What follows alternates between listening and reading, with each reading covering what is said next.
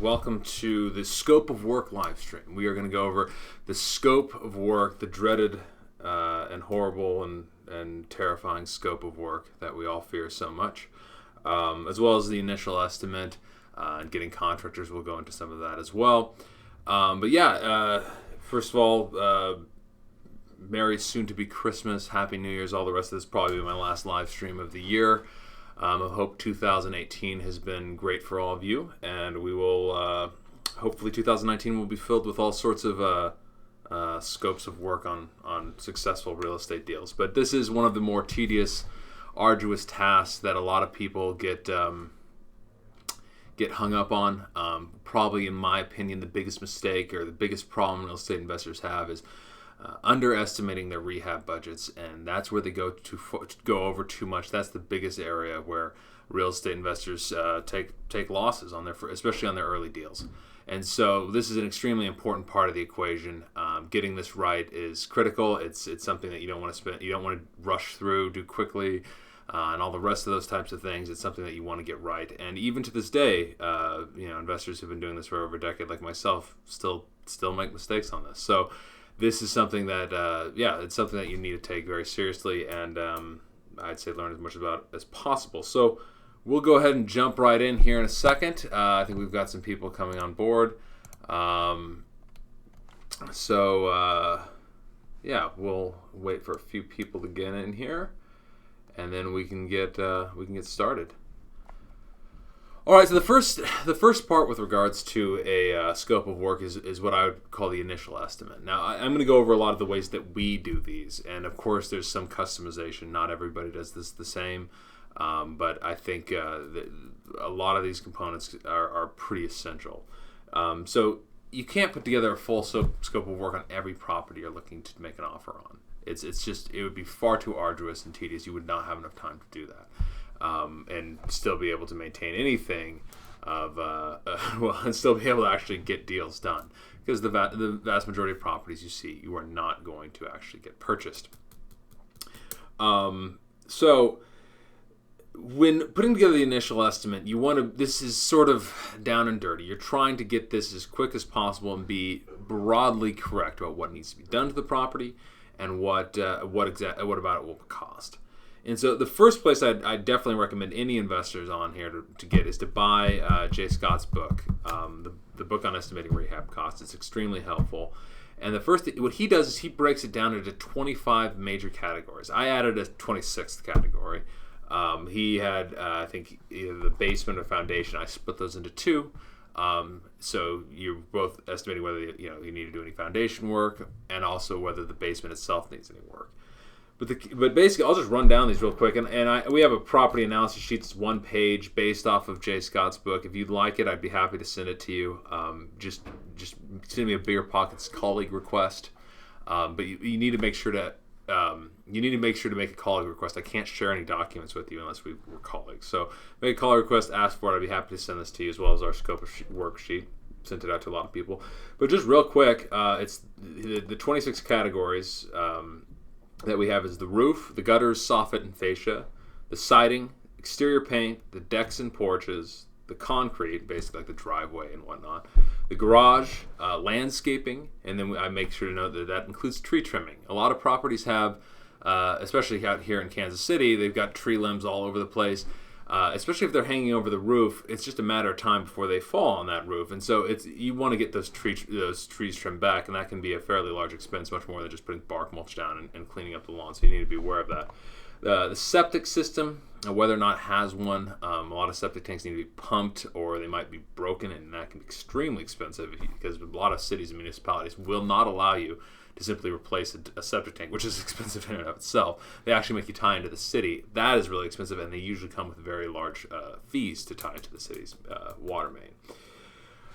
Then the interior paint, the carpentry and the framing. Do you need to patch walls, add a wall, something like that? Flooring. I split this into two. We have like the carpet and or hardwoods, sort of the main flooring, and then like the vinyl or tile, which is like in the kitchens and bathrooms, which is usually different. Bedrooms, bathrooms, cabinets and countertops, appliances, the windows, insulation, Then I got basement and foundation. Is the wall coming in? Are you going to have to push it back? That can be like $10,000 a pop. Or do you just need to put some braces on it, maybe some dead men to if it's only moved a couple inches. In the basement itself, is it half finished? Do you need to tear it all out? Is there mold down there? Things like that. Demolition, plumbing. Like if you have missing, like say they stole the copper plumbing, you need to replace that. Things like that. The electrical, you need to replace the panel. Usually the wiring's fine. Maybe it's old, like knob and tube type of thing. Even then, it's not necessarily. It's extremely expensive to rewire a house, and also extremely difficult. But if you have a fuse box, you're going to want to replace that to a panel. If you have a Pushmatic or an old panel, it's something to consider as well. Although those are sort of on the edge. Of course, the HVAC is next. Do you need any permits? Is there any mold? Mold is usually pretty easy to get rid of. You just got to tear it out, or if it's small, you can put kills on it and just paint over it. But after you put kills on it, you can't just paint over it. But you've got to figure out where the water's coming in. Why is the mold there? You've got to fix the problem, and that can be easy or it can be very difficult. And then, of course, termites. You want to look for that. You can look for these little mud tunnels. You can Google that pretty easy, what they look like. See for signs of that, and then we just have another category.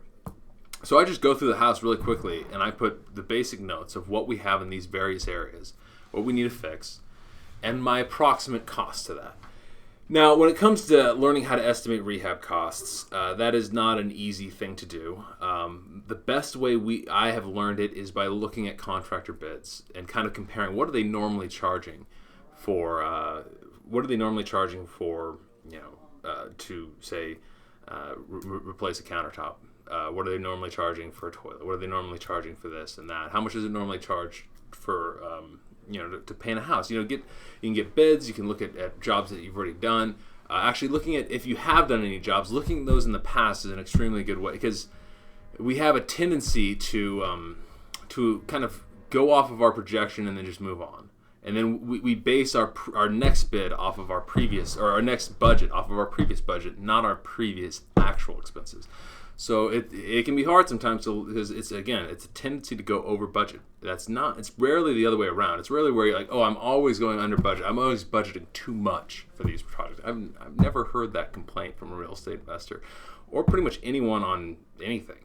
It's always the other way around. And so going off of your previous actuals and trying to readjust, what are you missing there, is key. You can get contractor, like even if you get a property under contract, it's a good idea, especially for new investors, to get an inspection, to have them look at the various things. Very likely you missed something, especially as a newbie. So getting a professional inspector to go through. And getting a contractor to go through, give you a bid right off the bat, give you an idea, make sure that your budget's is right. Now, you don't want to abuse this. You don't want to ask a contractor to go through one property you're looking at, and then another, and then another, and then another, without actually giving them any work. Eventually, they're going to get tired of that, and they're just going to stop answering your calls. But you can do it, once or twice, for sure. And then also I will note on our sheet, I have another separate category for knickknacks, like little tiny items like that you got to do on each project. Things like outlet covers and blinds and maybe light bulbs, maybe light fixtures, just the little ins and outs that you're going to have to do. And then we have a contingency for the sewer line. We always get our sewer line scoped unless it's a new property or we know that it's been replaced. If sewer, it's particularly for properties, what we found is the worst are ones built between like the 50s and 70s, with the clay tile sewer lines. Those tend to break, get roots in them and whatnot. Now a lot of times if they just have roots in them, you can snake it out. But if they're really damaged, then you're going to need to replace it. And that's a very large expense. It's going to be like $4,000 to $5,000 generally, and it can be much more if you've got to cut into concrete or something like that. And so you want to know that ahead of time. So I always recommend it's about $150, $200 to get it scoped. I would be there when they do it. I would not just go off of their recommendation. Some will be overly, we got to replace it because there's some roots in it. If there's just some roots here and there, just snake it out. You'll probably have to snake it out every once in a while. But if it's seriously damaged, major offsets, then you're going to need to replace it, and that's a major expense. And if you haven't, you can go to the seller and retrade at that point. Like, hey, we know the sewer line needs to be replaced now. We need to take another $4,000, $5,000 off the price or whatever. But going in, I just have a contingency up front. Then we have a small punch-out cost, which is the last line, particularly the cleaning. The holding costs. Don't forget about these. The holding costs can be quite expensive, especially if it's a really large project, especially if you're financing it. But this includes your utilities, your insurance, and your taxes for while the property is sitting vacant, and of course your debt service. And if you're financing it up front, you have, which most investors are probably going to do, and you have, if it's going to be a 4-month rehab or whatever, plus actually getting it leased or sold or whatever, those are, that's 4 months of mortgage payments can be several $1,000s, especially on a more expensive property. You need to be aware of that. You need to factor that into your equation. And then lastly, I would always recommend putting in a contingency. There will always be things that you just weren't, you didn't see, you didn't find. Once you start getting into a project, sometimes it'd be like there are problems you just weren't aware of. Sometimes when let's say you're checking a property and you run all run all the plumbing, run all the electrical, make sure it all works. It really is just on the edge. As soon as it receives a load, it breaks. And so sometimes you can check it, it looks like it's fine, and then once you actually start getting to work on it, it breaks. So we usually put in a 20% contingency. Some others put in a 10%. I've found it better to put in a 20% contingency. It's safer. The 10% generally hasn't quite done it for us, whereas the 20% has gotten it pretty close. But this initial estimate, buttressed it by getting a property inspector, is a really good way to ensure that you basically got a good foundation. You know what you're getting into. More or less when you actually get it under contract or when you purchase it, and then ready to put together the scope of work. The scope of work is not down and dirty. It's not slow. It's something that it's not something you want to do quickly. It's something you want to spend a lot of time on. If you can do it before the property closes, that's best. If you can't, it's not the end of the world as long as you do a thorough initial inspection and whatnot. But generally, with regards to the scope of work, we spend well over an hour putting these together. So several hours often, going room by room and putting together each line and basically having a checklist. We put together it's about 5-6 pages of a checklist where we're going over every item there. I can send that to you as well if you'd like. Again, just need to be colleagues, so send me a colleague request to tell me that you'd like that, and I'd be happy to send it over to you. But we generally go through each room. It's like light fixtures are good. I can just pull it up here real quick, and we can just go down a couple items to give you an idea of what we're talking about. Okay, let me see here. So, for example, in the bathroom, we've got the door. Then we got whether or not it has a door stopper. The light fixture, the vent or the fan there. Is it there? Does it need to be replaced, etc.? The shower and tub, we got whether it's got hot water, whether the shower head, the surround, the tub stopper, the drain, does it drain properly? The window, blinds, screen, the cabinet, the vanity, the mirror or medicine cabinet, then the sink, whether it has hot water, whether it has a stopper, the walls in general, towel rack, toilet paper holder, the toilet seat, does it flush, the shutoff valve, make sure they should all have shutoff valves, including the sink as well. Then the baseboards and the trim, the flooring, the outlets. Is there a GFCI? Is there a GFCI outlet by the van or by the sink? You need to have it. It needs to be a GFCI outlet. Is it 3-prong and the covers, and then just another category? So just kind of this checklist going down, making notes. What needs to be replaced?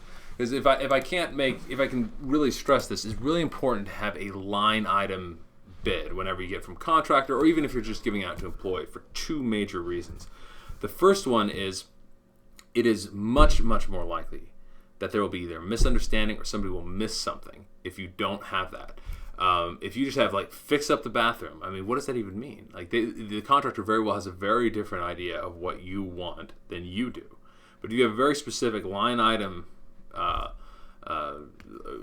each line item is put down on paper. They know what they need to do. and it's much harder for there to be miscommunications there. The other reason is, it's much easier to see if it's much easier. You basically get a line item veto. It's much easier to see if they're padding certain things. I mean, if they just give you a sum of money for fixing up this room or whatever, or the whole house for that matter, it's hard to see whether or not this is too high or too low. But if it's line items and you see like they have to replace the toilet for $400, I mean that's too much. And it's like, so you can either be like, you need to take that down, or maybe it's something that you're kind of on the fence about. You can just say, never mind, don't do that, delete that line item. So I always recommend doing line item bids and spending a lot of time putting together very detailed line item scopes of work, and not just broad or like a paragraph explaining what needs to be done. Make it very explicit, each item that they need to accomplish. So yeah, we have this large sheet. We put it down. Once we're done with that, and we also take pictures of all these items. This is probably not required, but I would recommend it if you can, taking pictures of the before items, and then that helps. We use a program called Smartsheet. Smartsheet is like Excel on steroids or something like that. And you can actually attach these pictures to each line item, and that makes it clear what you're talking about, what you want replaced, and the contractor can look at that. Again, taking pictures, I would definitely take pictures of the property beforehand. Taking pictures of each of these items is not necessary. It's not like something you have to do. I wouldn't say it's mandatory, but it is something that I would certainly recommend considering. Afterwards, we put so then we take this sheet. We've written up gone through all these checklists, and we take that and we put it into Smartsheet. Now, there's other programs you can use. You could just use Excel, for example. I think Smartsheet's a lot more powerful. It has that ability to attach pictures to each line item, things like that. So I'd recommend a program that's more geared towards project management, towards construction and stuff like that, like Smartsheet. Or I'm sure anybody else is in the comments wants to recommend any program they use. That'd be great and worth looking into as well. So we separate this into 5 broad sections and then into each room. So the first section is pre-construction. What do we need to do before we even start the work? Now, this might be a clean out, like if the previous owner just left a ton of stuff all over the place. We need to clean out the property. Maybe we need to get permits for something. Maybe the power's off because some thief snuck in and cut all the copper lines in the basement. We need to rewire the house before we can even really do any construction. So we have our pre-construction list. These before the main contractor comes into the property. After that, we have the construction list, and then we break this down by room. And we've done this in 2 different ways. The first way is to I'll get to that part in a second. So this is either our employees who are going to the property, or the general contractor, or the main contractor, whatever. What part of the project are they doing? And usually it's most of it. They're replace the toilet, replace the countertop, patch this wall, replace these light fixtures, etc., etc., etc. After that, we have a separate vendor category. Now, the vendor category is basically anyone who's going to be doing something to the property after the construction has started that is not the contractor. So if there's somebody if we have the main contractor doing the painting, we'll just put the painting section with the construction. Generally, we'll just split them out anyways, because we'll have them bid both, because we might be sending it out to multiple contractors, one who does the paint, one who doesn't, kind of thing. But oftentimes we'll bring in a separate painter, so the painter would be below in the vendor section. We almost always have a special company do the flooring or do the hardwood refinishing, the appliances. Electrical, plumber, HVAC, any of those types of things that are not done by the main contractor, we put in a separate vendor section. We've done it both 2 ways. We've done it one where we have each room broken out, and then we have the first part be the contractor, and then kind of for each room, kind of a split, like a subheading, and then the vendor section for which parts. And then we've also had just the contractor section broken out by room, and then split, and then the vendor section broken out by room where it's necessary. I mean, it's really not necessary if you have the hardwoods refinish, all hardwoods in the house. That's kind of one line item. But you could, if you want, split it out into each room. Let's say you get the living room and the hallway and 3 bedrooms. Okay, we could split it into 5 line items if you want. It's really up to you how much you want to split it up. Then we have the punch-out section. The punch-out section is the things that basically have to happen after all the other things are done. And this would be things like, after you can do all the construction, but you don't want to put the blinds on and the outlet covers on until after the painting's been done. So that's what we put in the punch-out section. You want to install the appliances. You want to put the blinds in. You want to put the outlet covers on. You want to put the door stops on. All that kind of stuff. And so it's the little tiny items. These generally go longer and are more than you expect. Punch-out is notoriously painful, but it's important to put it on there separately, and also to note on your initial inspection or initial estimate that it will generally cost more than you think for the knickknacks and the punch out and the things like that. And then finally, the cleaning. You will need to do a cleaning. It's usually, depending on the size of the unit, it's going to cost you somewhere about $200 to $400. Now, with regards to all those different things, I would say I would again reiterate that it's very important to split them up into separate line items. Giving out just a solid, like, just bid this entire room, fix it, whatever, is bound to have miscommunications and excess costs. In fact, with one, we've had times where contractors put, a ton of, had really, really high bids for particular items, and we just be like, no, and so we cross that off, and so we just cross one off. If they underbid certain items a little bit, they're not going to say, well, I underbid this one and overbid this one, so I need to raise the price here. It can be a negotiating tactic too.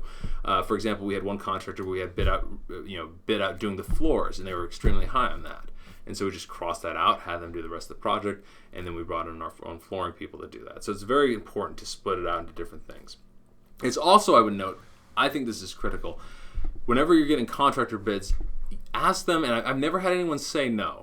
But I would definitely ask them to use your sheet to give the bid on. So we just send this smart sheet, and you can send whatever document you have out to them to put the bid on. And the reason that is, if you're using the bid form that they have, even if you've given them all the line items, it's often going to be very difficult to compare two separate bids to each other.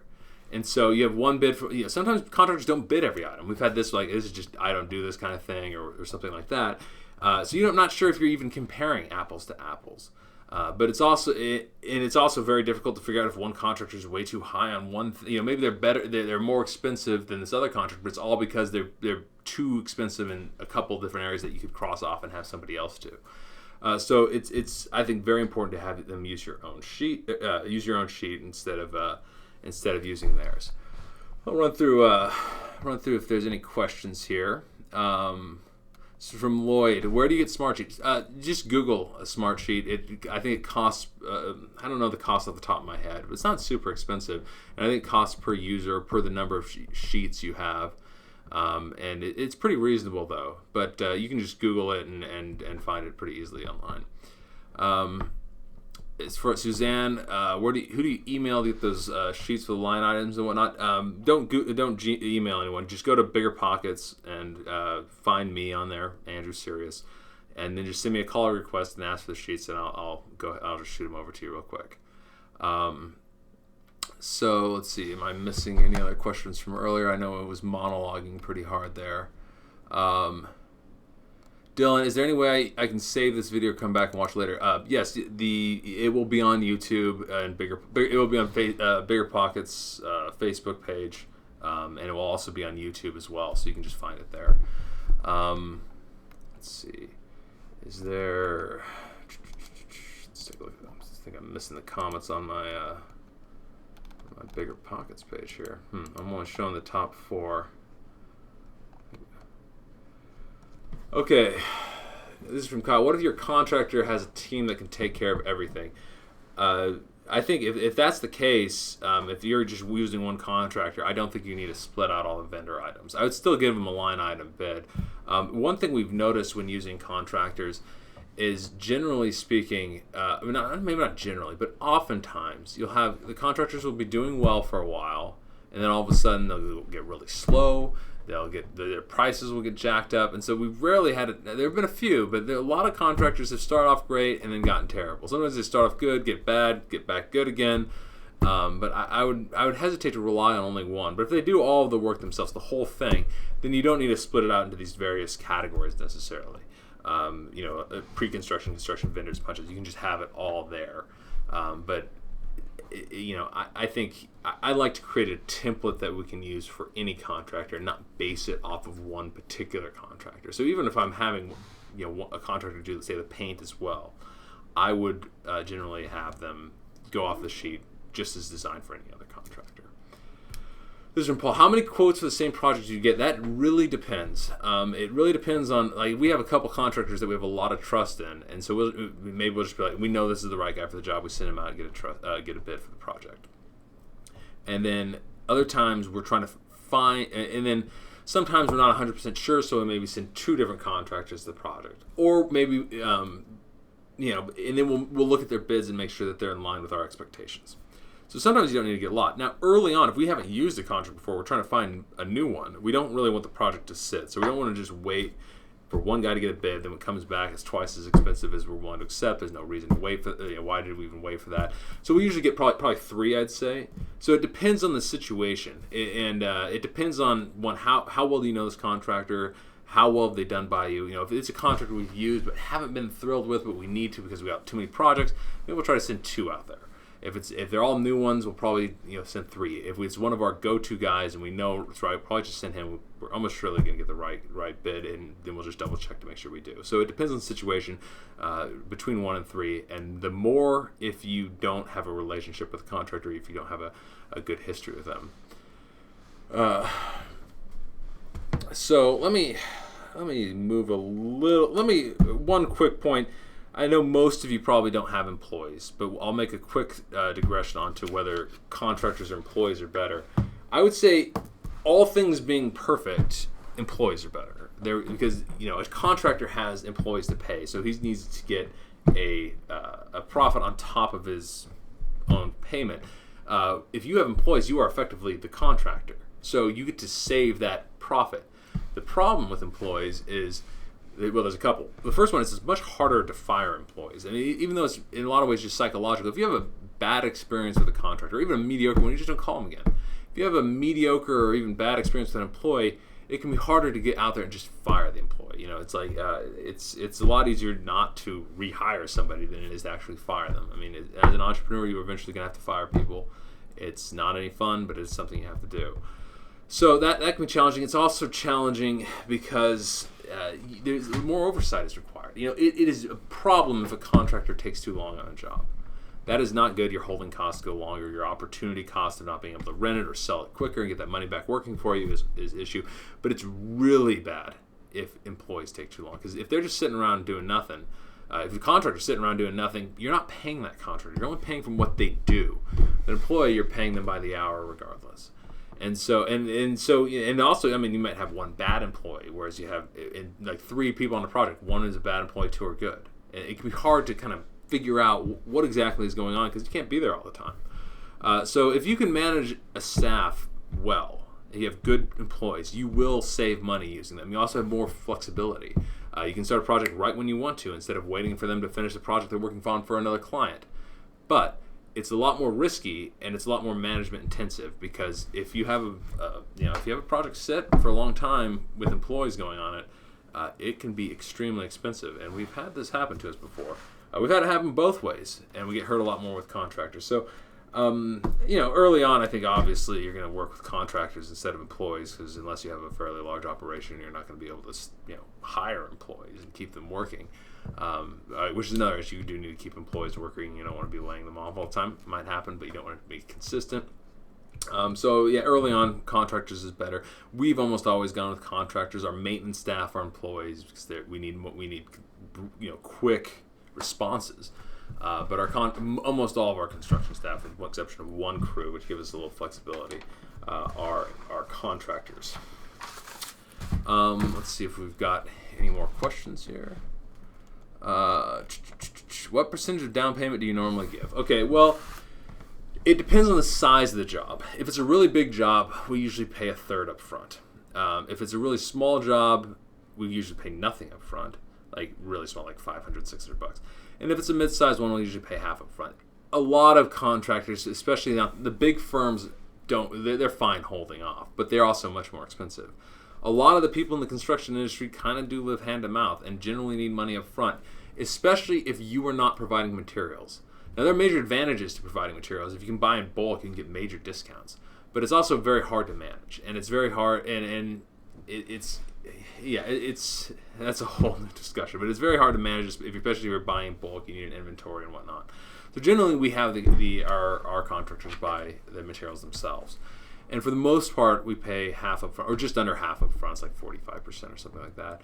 And then with the big key in that is never ever pay the final bill until everything's done. When the project is completed, they send us their final invoice. We go out there and do a quality check. We demand it by Friday. We are very quick on this. Most companies will not pay this quickly. We demand you get us the final invoice by Friday, and then we'll go out there and do a quality check, and we make sure all the items are done. Usually not quite everything's done. There's somewhere, we actually have a quality check percentage we measure our contractors on. The average I think we have is about 96% or something like that. But we've had ones come back at like 80%. And so then we if it's 80%, we'll be like, this isn't even close. Let us know when you're done. When you're actually done. If it's 96%, we'll send them the cut items that they need to finish or whatever. Let's say there's 6 items. They need to go out there, finish them, take a picture, send it back to us. If they get that, we'll send them out a check the next week. We have an extremely fast, basically 7 to 14 day pay period. Usually it's, a lot of companies go off a month or at least 2 weeks. So we're very fast on that, but never ever make your final payment until all the work is completed, because it's very hard to get contractors out, especially if they're not consistently working for you. Get them back out to a project to finish up when they're not even going to be paid for it, even though they should. So always be careful on that front. Let's see. Do you provide an incentive for finishing early or deduction for late completion? We do not, but we've considered it. Generally, if somebody's late, and we've gotten to the point where I have enough contractors that if somebody is late, we just, we let them know and we just kind of stop using them. In fact, the way I put it is there's a triangle. This is kind of a common note. There's a triangle with regards to contractors. You can get speed, quality, price. Pick any 2. It will never be 3. It can be less than 2. It can be none. It's often none. But you'll never get less than that. So, we have one of our contractors is absolutely fantastic. Great price, great quality, and slow as molasses. We keep using them because of the other 2, and then we have some that are really fast, really high quality, but very expensive. And we generally move. When we have a lot of work to do, we get them on it. When we have less, we move them away. So we've generally been the carrot and stick is if you're too slow, you don't get the work from us. I've heard of people implementing these types of things. Mostly it's it's a penalty for being late. Although that can be tricky if there's add-ons. Add-ons there's always generally something that's added onto a project. Sometimes they're very small. Sometimes they can be quite big. So you probably need to have something in that regard. I think that can be effective, but at the same time, if you have a slow contractor, is it really worth trying to fix it versus just finding a better contractor? It can be a little bit of a fire under their feet, but for the most part, you just got to find the right people. Where can I get the category list? Is from Steve. If you're referring to the list of items, the category list is based off of Jay Scott's book, the book on estimating rehab costs, which you should definitely buy and read. As far as if you want my own kind of version of that, just send me a colleague request on BiggerPockets, and I'll shoot it over to you. We need. How much do you typically budget for landscaping and cleanup? It really is hard to give you a simple answer to that. It really depends on how much work there is to be done. We try to be pretty modest, just cleaning out the brush, putting some bark mulch down, making it look pleasant. We're not doing like custom hedge bush, ferns in the front or anything like that. And the biggest expenses are if it's really just a jungle back there, which can be quite expensive. Or if you have tree trimming to do. So that would be one. And tree trimming can range from $200 to take this little limb off to well over $1,000 if you've got to remove trees, if you have a dead tree in your yard. So that's something to look into and be very cautious about. And you can usually get a tree trimmer to get out there and give you a very quick estimate. That's not quick, but it's usually relatively inexpensive. But if it depends on a lot of items. For the knick-knack items, we usually just budget about $1,000. It depends on for a $1,500 house, that'd probably be sufficient. That doesn't, maybe a little bit more if that you're including the punch out, maybe more like $2,000. So like the little items that you need to fix. You're talking about like puttying holes, outlet covers, blinds, this, that, and the other. There's usually and so usually probably $1 a square foot is probably about right. This is from Jessica. Do you have the contractors sign lien waivers? Generally, yes. It's a good idea to get contractors to sign lien waivers. Missouri is actually a very easy state to put on mechanics liens on a property. Mechanics liens are basically if you pay a contractor to do something and you don't pay them, or you have a contractor to work for you, don't pay them. They can put a mechanics lien on your house or your property, and you can't get that lien off. You either need to pay the lien off, take them to court, or the big problem is if you go to refinance or sell the house, you have to pay that lien off for the purchase to go through. So it can be bad to have one. We usually get what we have is basically our final check is also a lien release. If they accept the final check, they have to sign off on a lien release there. So if they don't accept it, like, oh, you owe me extra money, they need to make the claim right. They need to make that claim right there. Otherwise, they've signed a lien release. So that's my recommendation is get them to sign a lien release when they get their final check. I'm negotiating a deal with a general contractor to work on a percentage of the bids for his fee. I am getting bids and he is getting bids and we are going with the best. What is the reasonable percentage? So the general contractor are you paying him a fee to get a bid? Or is he getting other bids from other people? I'm not exactly sure. Lisa, if you want to clarify that question for me, please do. This is Paul. What is your average net profit margin on a flip? We don't flip very much. We're buy and hold. As far as flips go, I think the 70% rule is a good rule of thumb. And so you take out about 10% or so in cost. The real estate commission and the closing costs and holding fees and whatnot. And you're probably looking about 20% actually take home is a good number to aim for. If you're going lower end properties with smaller that are smaller price wise, you probably want that to be a bit bigger because you have a lower margin of error. You didn't realize you need to replace a roof on a house.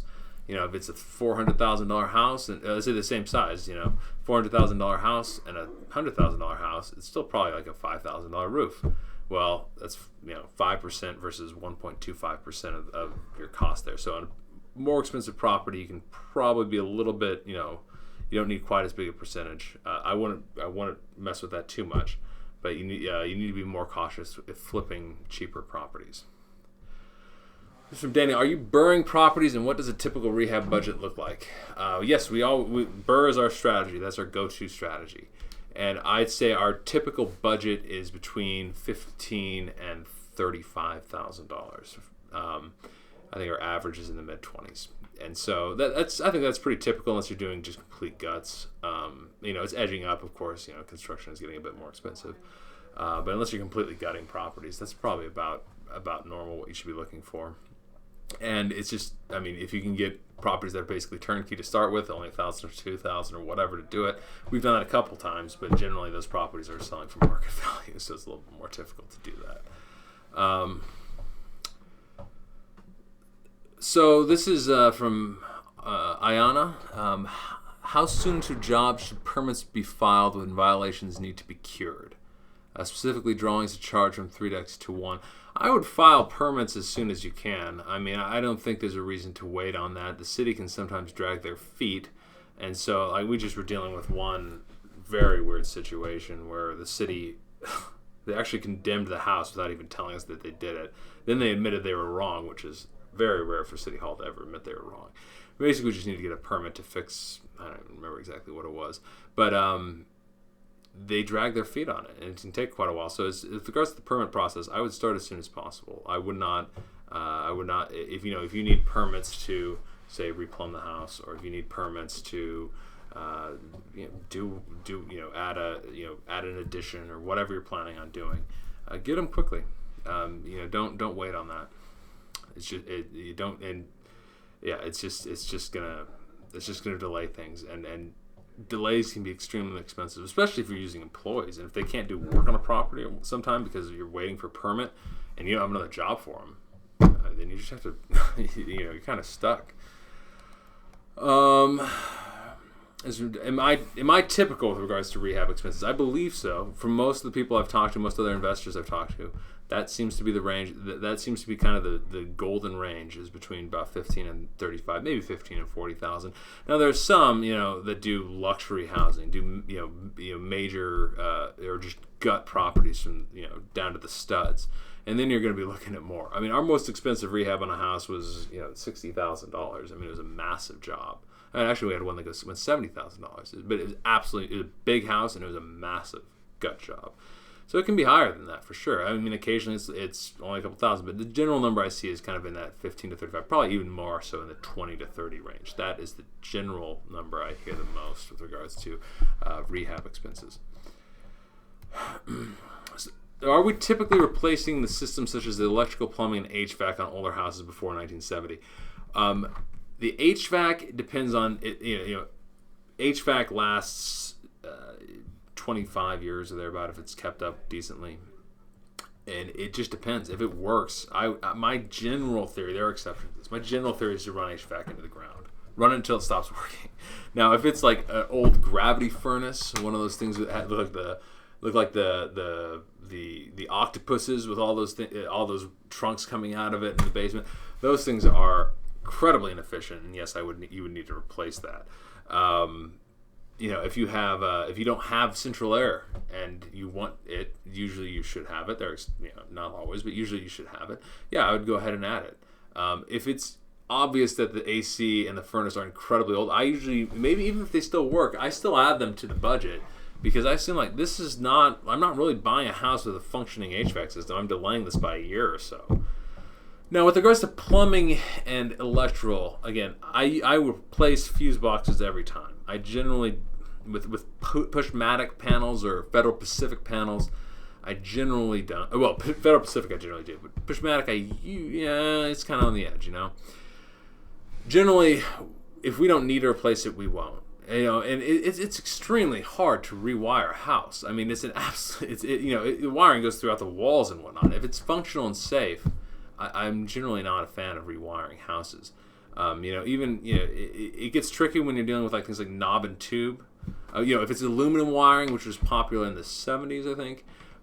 It starts with a C. If anybody in the comment there's a connector that you can use that can really reduce the risks of that. I can't remember what it's called off the top of my head. If anybody in the comments wants to suggest the name of that connector you can get, so you can kind of alleviate problems with aluminum wiring. If it's knob and tube, it's trickier. If it's easy and if it's open in the basement, you can just get rid of it right there. Okay, yeah, that's one thing.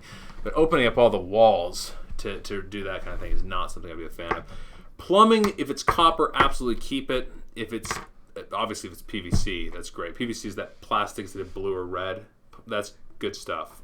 It's really good because it's much more resistant to the cold and rarely freezes and breaks. Even that CPVC stuff, the hard white pipes you may have seen that look plastic, generally don't replace that, even though it's not quality material. The big one is galvanized. That's the basically looks like steel, right?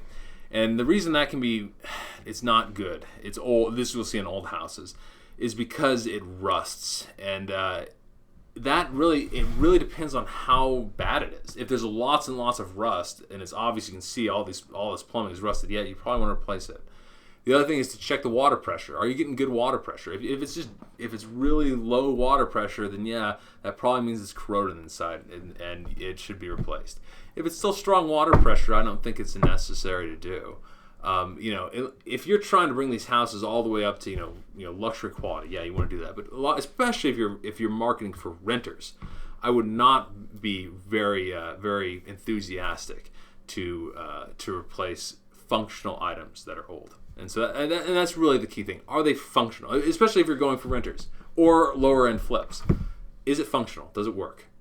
That's the key question to ask. Is it functional? Does it work? And is it safe? Those are the three questions to ask. So if it is, don't replace it. If it's not, replace it. Or even like with old HVAC, note that you will need to replace that. Kind of include that in your budget as an item that's coming up. It will be an expense. But I want to get rid of it just because it's old if it works. This is from Jorge. How do I feel about FHA 203 loans? I'm a fan. I think the FHA program for any new investors is fantastic. It's a great idea. FHA will pay you. You have to live in the house yourself, but you can buy up to a fourplex. So they'll pay you, I think it's 96.5% finance, so you only need a very small down payment, very good interest rate. You do need to pay mortgage insurance, though. The 203K program allows you to basically finance your rehab if the property needs to be rehabbed. And in the cases where, let's say if you're looking at a fourplex, it needs some work, but it's, you can buy it with an FHA loan, live in one unit, rent out the other three. It needs some work, so you want to get that financed too. The 203K program is an excellent thing to use. So if you're, especially for new investors, I think that's definitely something you want to look into and ask your mortgage broker about. Let's see. Maverick asks, who is this guy? I am the Andrew Sirius. The one. And I do own some units and something as well. Let's see. From JJ27, I understand the burst strategy, but how do you deal with capping out on taking out the max amount of loans? Okay, well, if you're talking about on the refinancing side, eventually you're going to need to start looking for community banks. There are other methods. There's some major firms that do this, like Lima One Capital or A10 Capital, but they're pretty expensive. Generally, you can get I think 10 Fannie Mae loans, which makes it much easier to get loans from banks and whatnot for investment properties, and then they'll stop lending to you. At that point, we've had no luck whatsoever with the big banks, U.S. Bank, Bank of America, Wells Fargo, whatever. They tend to be very conservative. They want to focus on either big investment projects, big apartments, offices, whatnot, or homeowners. What we've had luck with are community banks, and it's just finding that bank with one or two branches that's really focused on your own local area. Generally, they'll have a higher amortization. Almost all of our loans are 20-year AMs. We're not getting the 25, 30-year AMs that you might get from bigger banks, but the interest rate might be a little bit higher too, but they're lending to you, and that's important. And so that's where I'd focus. Start talking to community banks. You can ask other investors. Go to RIA, ask other investors who they've used. That's the best way to start. Go to BiggerPockets. What are some of the banks that you found that lend to single-family investors in X city or whatever? And if they've worked with others, they're likely to work with you. So that's the best place to start. From Yang, how much overspending on a rehab renovation budget is healthy? None. You never want to go over, but you generally will find yourself going over sometimes. I'd be careful phrasing like how much is going over is okay. You want to add that, you want to really budget carefully and then add that contingency on top of it to make sure that you're not going over. And then learn your lessons when you do. Like, what did I miss? Why did I go over? Did the project take too long? And we had this one time when we got a big backlog, and the reason all of our budgets were blowing up was because our holding costs were too high. So what was the problem? Why did it go over? I don't think you should ever be satisfied with it went over. It only went over 12%, so that's not that bad. Well, you should look into why did it go over 12%? Because if you just budgeted wrong, you want to basically add 12% to your next budget, so you budget accurately and your offers reflect an accurate rehab budget. But yeah, I mean, we've had budgets we've gone under budget a couple times. We're getting pretty close now. Most of ours are very close to budget, but we've had ones that just got blown up. I've been over budget 100% before, and that is a sickening feeling, but it's a good learning experience. And so I wouldn't look at it as there's a percent you want to be over budget. I usually add a 20% contingency to my budget to make sure, to count those extra things that I don't see, I missed or whatever. Or maybe we realize that, it'd be good to split this room into two, so we go from a 2-bedroom to a 3-bedroom or something like that. So I add all those things in up front, but any over budget we go, that's not trivial, like a couple percent. You want to look into why did it go over budget and try to fix that going forward. Let's see. Do we have any more? If the rehab budget looks to exceed over $40,000, we tend to shy away from it. Not necessarily. I mean, if it's a great deal, let's say, for example, we had a property that we bought for this is $8,500, and then we put in $70,000 to it, $60,000 to $70,000. This is the one and it's worth 110. And so we're all into it for about 80, and it's worth 110, 100, maybe even 120 now. And so that's a good deal. And if it's a major rehab, you just got to be more careful. You know that it's going to take you a lot of time. It's going to suck up a lot of energy. You got to have a bigger payoff. You don't want to do a massive rehab if you're getting a small payoff. That's if you're making 10,000 from it. Who cares? Why put in all the energy to that? But large rehabs need a bigger payoff, and it's more risk. More things can go wrong. So just take that into account. But if it's a massive rehab job, but there's a huge upside, I wouldn't start there. If you've never done a deal before, that would not be the first one I do. But if you've got some deals on your belt and your season, and there's a big upside, go for it. Yeah. Let's see. I think we're hitting the time limit here. One last question: for an $80,000 duplex property, what would you ballpark be for the maximum threshold for rehab cost? It's kind of hard to say. I mean, it all depends on what you're buying it for and what the value is. Again, I aim to be all in for 75%. That's because we refinance out at 75%, and we are in a position where we can keep a little bit of our own money into the properties. I don't like to, but we can and so we're going for volume. If you don't have, if you're flipping the 70% rule, if you don't have a lot of money in the bank, I'd probably go with the 70% rule even for holds. You just got to do the calculation. How much value? What's this property worth? How much you buying it for? And then that's how much room you have for the excess. There is how much room you have for the rehab. Okay, and okay. I think we'll wrap it up here. Again, I appreciate you all coming in. I hope I've been able to dispense some valuable knowledge, or at least something. At least not bored you to death. We'll take that if we can get it.